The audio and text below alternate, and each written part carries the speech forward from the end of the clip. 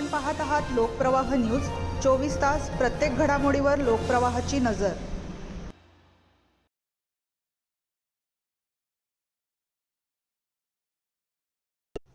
सिन्नर तालुक्यातील हिवरगाव रोडवरील बारगाव पिंपरी शिवारात भरधाव बुलेटने 2 दुचाकींना जोरदार धडक दिल्याने भीषण तिहेरी अपघात झाला आहे। या अपघातात येवला तालुक्यातील विसापूर येथील 22 वर्षीय तरुणाचा मृत्यू झाला असून 5 जण गंभीर जखमी झाले आहेत। मृत तरुणाचे नाव लखन संजय जांभळे असे आहे। लखन आणि त्याचा मित्र तुषार दीपक मोरे हे दोघे येवला येथे पैठणीच्या दुकानात काम करत होते।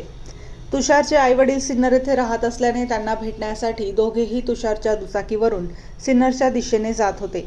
6 ऑगस्ट रोजी सायंकाळी 6:30च्या सुमारास बारगाव पिंपरी शिवारात सिन्नरकडून हिवरगावच्या दिशेने भरधाव वेगाने येणाऱ्या बुलेटने त्यांच्या दुचाकीला समोरून जोरदार धडक दिली। धडक इतकी भीषण होती की लखन आणि तुषार रस्त्यावर फेकले गेले। या अपघातात लखन गंभीर जखमी झाला तर तुषारच्या पायाला दुखापत झाली। याच बुलेटने आणखी एका दुचाकीला धडक दिल्याने त्यावरील 2 जण जखमी झाले।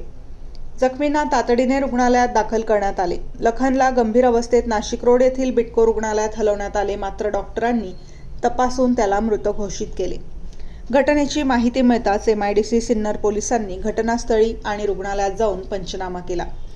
लखनच्या मृतदेहावर नाशिक जिल्हा रुग्णालयात शवविच्छेदन करण्यात आले। 7 ऑगस्ट रोजी विसापूर येथे नातेवाईक आणि ग्रामस्थांच्या उपस्थितीत त्याच्यावर अंत्यसंस्कार करण्यात आले।